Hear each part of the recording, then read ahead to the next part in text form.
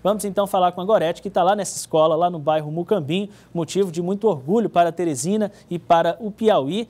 E a Gorete vai tentar nos revelar, junto aos alunos, aos professores, ao público que faz essa escola, qual foi o segredo, qual é o segredo implementado aí no ensino para se conquistar um resultado tão expressivo, a maior nota do Brasil na redação no ensino médio. Boa tarde novamente, Gorete. Boa tarde novamente, Tiago. A você, Elias, que acompanha o Jornal do Piauí. Motivo de muito orgulho, sim, comemoração para todos aqui na Escola São José, no bairro Mocambinho. Afinal, há sim o que comemorar. É a maior média não só de Teresina. Eles estão comemorando primeiro lugar no ranking nacional com a média de 920 pontos.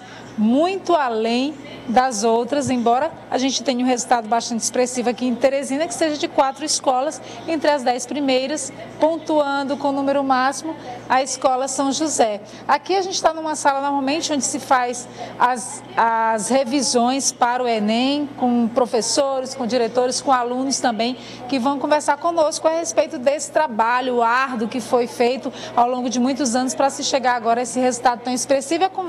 Começo então com a diretora Rosimar Carvalho. Então, a respeito de que trabalho vem sendo desenvolvido, especialmente em relação à capacitação de professores, por exemplo, que é um ponto importante também para se conseguir um resultado como esse, professora. Boa tarde. Com certeza, a equipe de professores ela é fundamental e ela é o que mais conta para um resultado desse, né?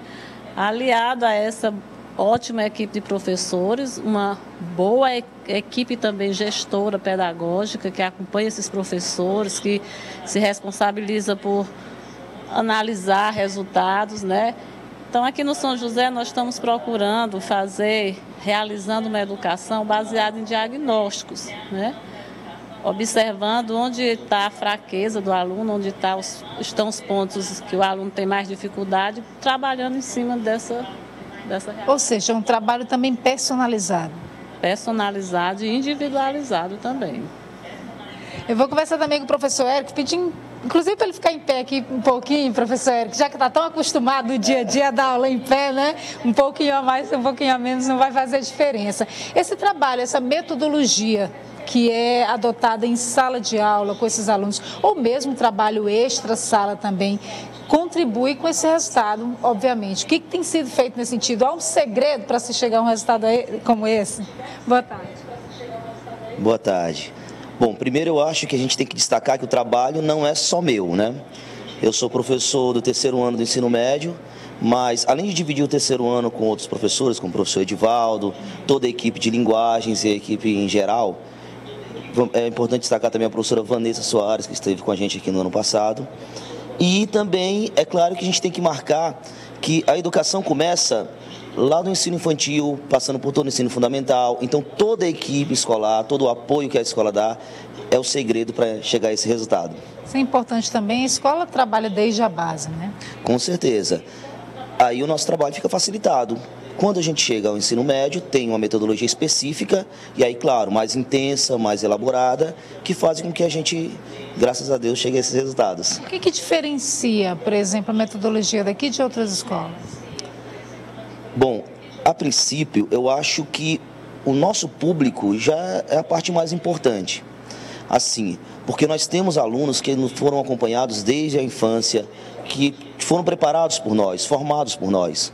Então, eu acho que esse é o principal diferencial. Então, e aí com a preocupação da escola em sempre melhorar, em sempre oferecer para o professor melhores condições, faz com que a gente consiga atingir esses resultados.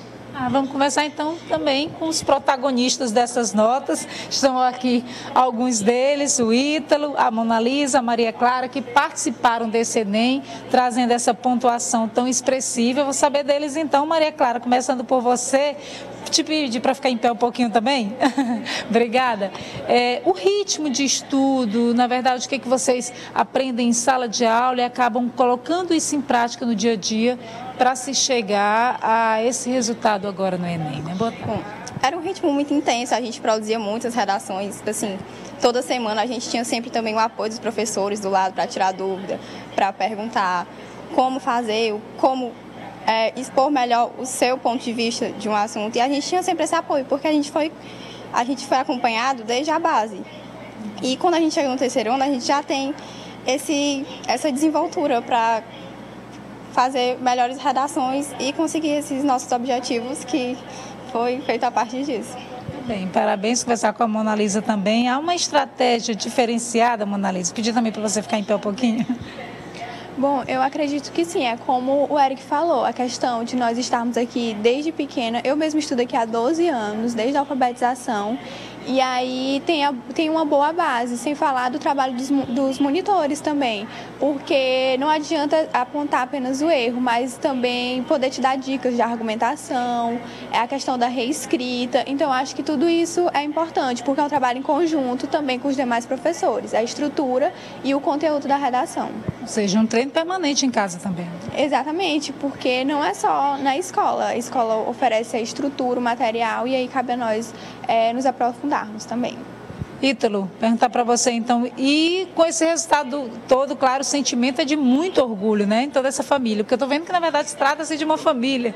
É muito orgulho, principalmente porque, como você já falou, quando a gente passa por um processo da gente tentar alcançar a vaga no vestibular, todo mundo se ajuda, tanto a escola, os gestores, os professores e até mesmo nós, né, que fazemos parte da mesma classe. Então, como todo mundo já falou, é um processo que ele necessita tanto do aluno, mas de uma construção crescente para que o processo ele se funde, ele se tenha como a base necessária para alcançar os resultados esperados, que a gente, graças a Deus, teve esse ano. Vocês têm um trabalho também psicológico para barrar o nervosismo que é comum numa prova como essa? Sim, a escola ela tem um serviço psicológico, desde a questão da gente tentar evitar o nervosismo na hora que é difícil, mas a escola tenta tratar com a gente, até mesmo na questão de direcionar, né, para a vocação da gente. Então, é um trabalho que ele é sempre elaborado, como os professores já falaram, desde o ensino infantil, o ensino fundamental,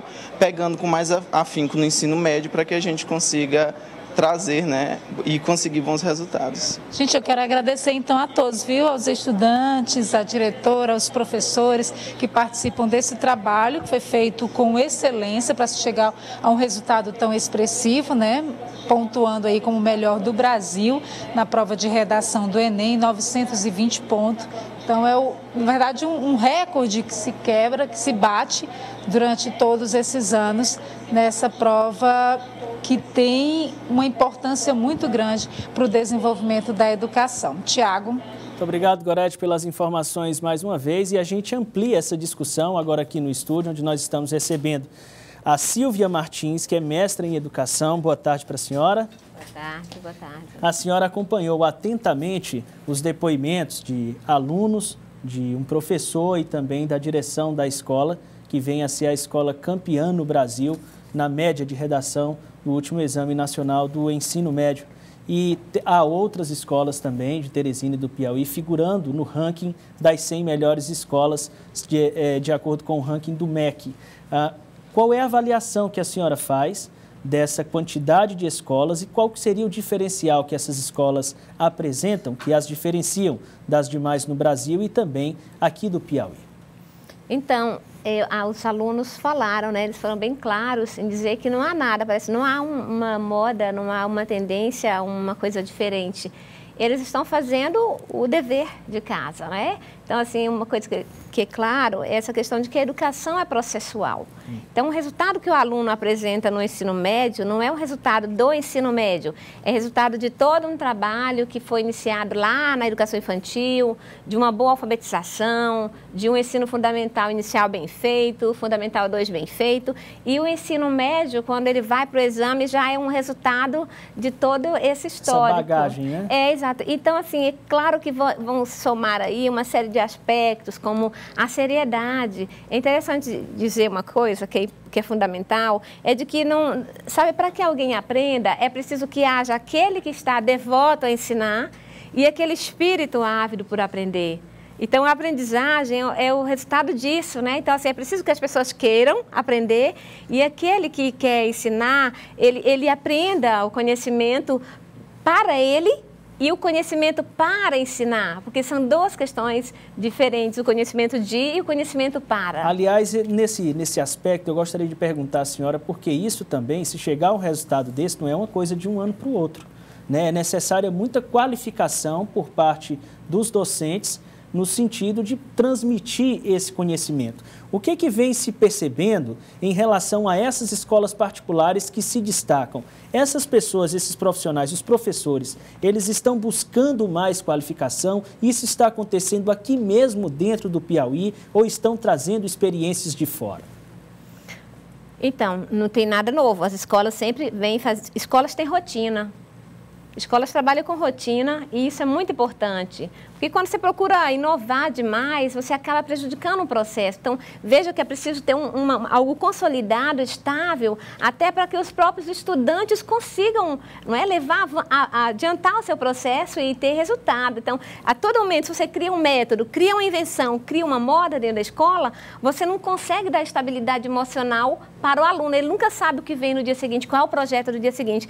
Então, escolas nada mais trabalham do que com a sua normalidade, cumprindo o seu projeto curricular, porque currículo é algo objetivo. Não é? O currículo ele é objetivo, então o aluno se volta para ele. Então, esta seriedade com que o currículo é tratado e cumprido, você saber que chegou ao final do ano letivo e cumpriu todo o conteúdo previsto, não se envolveu em tantos conteúdos que dispersam, que muitas vezes as escolas investem em tanto projeto disso, daquilo, e aí o conteúdo é essencial, fundamental, ele evapora, ele se perde. Então, a escola perde a sua essência, perde a sua função. Como é que a senhora avalia? Pois não, desculpa. Como é que a senhora avalia, por exemplo, a participação da família nesse processo todo em relação aos alunos, para dar esse suporte também em casa? Claro, olha, são muitas questões que são relacionadas à qualidade de uma escola, de um ensino, enfim, infraestrutura, essa relação professor-aluno, a gestão, não é? O investimento, enfim, a quantidade de alunos por professor. Mas nada disso vai funcionar se você não tiver um parceiro pai, né? O pai presente, o pai que está cobrando ali, olha, eu percebi que esse menino não avançou em tal assunto, o que a escola pode fazer? Então, essa participação, essa presença da família no dia a dia da escola, mas isso conta ponto demais. Tem que haver uma parceria, né? Sim, então é uma via de mão dupla, não é? Eu vou fazer uma última perguntinha de 30 segundos aqui, eu já recebi o toque para a gente encerrar, mas eu preciso lhe fazer essa pergunta. De que forma que essas mentes brilhantes, podemos dizer assim, elas vão poder contribuir com o desenvolvimento e o crescimento do Piauí? Interessante. Gente, educação, ela tem função, não é? Educação tem finalidade. Imagina um pai manda seu filho para a escola para quê? Ele quer que o aluno aprenda e aprenda aquilo que ele não tem condições de ensinar. Então, veja o quanto a sociedade espera da escola. A contribuição dela para o desenvolvimento da nação, não é? Para o desenvolvimento da ciência, da tecnologia. Então, a gente espera de quem? Da escola, que ela faça esse dever de casa. Então, as mentes brilhantes, e aí eu costumo dizer o seguinte, nós não podemos negar à criança o direito a aprender. E negar o direito a ela aprender é negar o conhecimento objetivo, substituir por outras questões que são ideológicas, que não têm sentido algum, e você perde a essência do ensino e esse aluno passa anos, entra ano e sai ano da escola e ele não tem resultado nenhum. Então, ou seja, a gente tem que entender que a educação é um bem público, caro. Para você ter ideia, 1/4 do orçamento é destinado à educação. É a pasta mais cara. E os resultados dela para a sociedade têm sido bons? Têm atendido as necessidades da sociedade? Não tem. Então, a gente precisa apostar nesses alunos brilhantes. E eles estão nas comunidades pobres. Veja, uma escola simples. Uma escola de uma comunidade. Então, assim, a ausência de capital cultural, muitas vezes, a ausência de poder aquisitivo, isso não é fator impeditivo para o aluno aprender. Não. o aprender é algo extremamente individual, não é? É o aluno com ele, seu momento de estudo, de dedicação, de empreendimento, de investimento. Isso é o que provoca o aprendizado. Então, veja que esse conjunto, esse composto de fatos, de fatores, precisam ser analisados e a gente precisa respeitar a vontade do aluno de querer sonhar, não é? De querer brilhar. Isso é fundamental. E aí eu acho bonito, interessante essa participação nos exames, participação nas Olimpíadas, nos concursos de redação, porque tudo isso é um treinamento. Forma de estimular também o conhecimento.